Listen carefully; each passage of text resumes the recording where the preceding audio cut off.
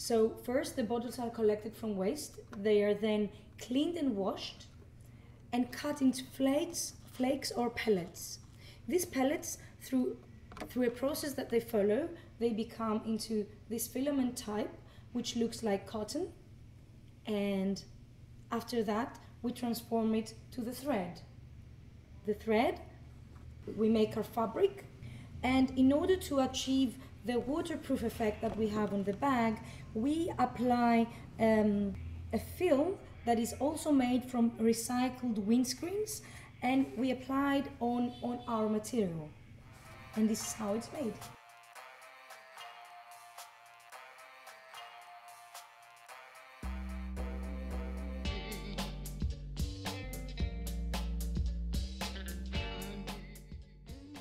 Where are the handbags made? The handbags are made in Taiwan. Taiwan, together with Japan and USA, are one of the 3 countries in the world that produce good fabric from recycled bottles. Mm-hmm. And would you consider taking your production elsewhere, maybe in the future?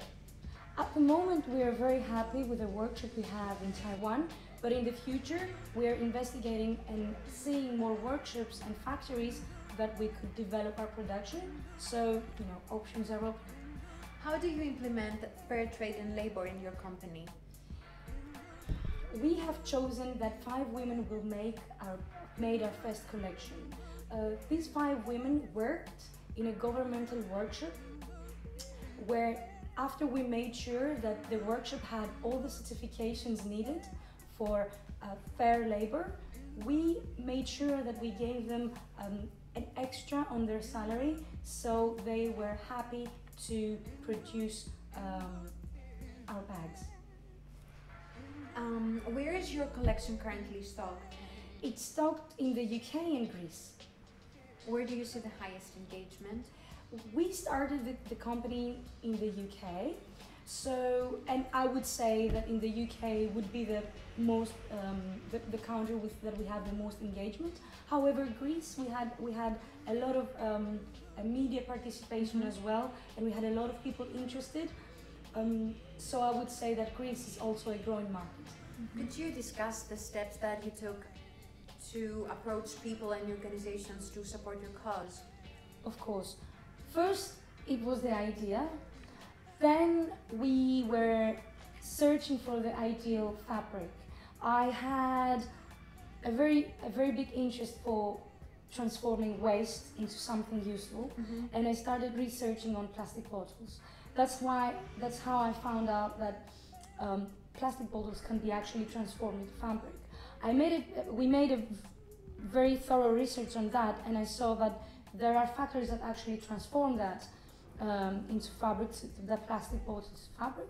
We found these factories, we tested them, we made sure that the material is appropriate for the bags and that we could use it for the bags. After that, we found the workshop. We wanted for the first production not to go to another country. Since the material was made in Taiwan, we wanted to help communities there. So we found the 5 women in Taiwan, which we paid, as I said, a bit more in order to make sure that they're happy that they would make our production. And then it was a part of the charities, the non-profits that we work with. The non-profits, I had some personal contact with them from the past because I had volunteered to some of them in the past. But we actually found specific projects in countries that we believed had a very big need in one of the 5 needs that we curate in all the countries. And we found specific charities that did projects that are sustainable, that are more sustainable. So we wanted to make sure that the money from the bag, because it's 12 euros or 10 pounds from each bag that goes to the charity with every purchase, we wanted to make sure that it goes to specific projects, that we would know from the beginning where this money would be channeled to. So that was the initial, let's say, research that we did, and that was it. Okay. In your opinion, where does ethical fashion stand within the industry? Well, I believe and I hope that ethical fashion is the only fashion that will remain in the future.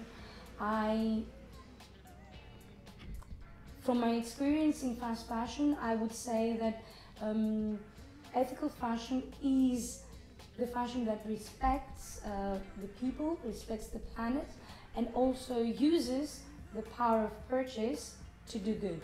So it's the only sustainable model that I can see developing through time in the future.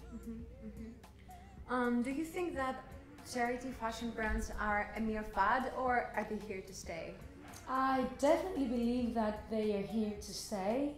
The good thing about it is that they give the opportunity to the consumer to give back and to express generosity and to help by doing something that he or she would do in everyday life, which is consumption of an item. How important is a powerful brand story for a successful company? I would say it's very important. The reason consumers buy a product is the why, is more the why than the what you do something, than the what you do. So the why you do something is your story, and your story needs to be out there, needs to be explained, needs to be visually shown, so the consumer understands and has the ability to feel why you do this. Yes, but do you think this could be like a marketing trick? It could be used as a marketing trick, or someone would consider that it could be used as a marketing trick. But this is actually an area that, as a consumer, you need to look into. So when you are faced with a brand that you think that does something good, you can find out, you can search more if this brand actually does this. And fortunately, because we have the means to do that now, with videos, with pictures, with information that flows, I do believe that the consumer can find out a bit more and can ask questions. Apart from Generation Generous, you're also the country coordinator for Fashion Revolution Greece. Yes. Where do you think Greece stands in sustainable fashion practices? I do believe Greece has a lot of potential, mainly because it's populated with young people that have a lot of will to do something to bring change to the country. The other thing is that makes me very ambitious and very eager to do something and to help the situation in Greece is that I do believe that if we work on finding materials to be produced in Greece, or if we work on constructing more transparent workshops to be hosted in Greece, then we would say that we would have a development in the field. What is the ultimate goal for Generation Generous? As Generation Generous, I hope that more brands, more fashion brands follow let's say, the philosophy that we have, which is ethical, sustainable and giving. And as a brand, I do believe that we are enabled to be enabled to help more people, either by through working with them and through giving them work, or through helping them, which we are enabled by our customers and the sales that we make. But fashion and product-wise, do you see the collection expanding? We are on a very exciting project at the moment as a new step. And yes, we see the collection expanding, and we would go for and we would experiment into more materials, more items and more things actually that would engage, let's say, the same philosophy. Well, we are looking forward to that. Thank you very much.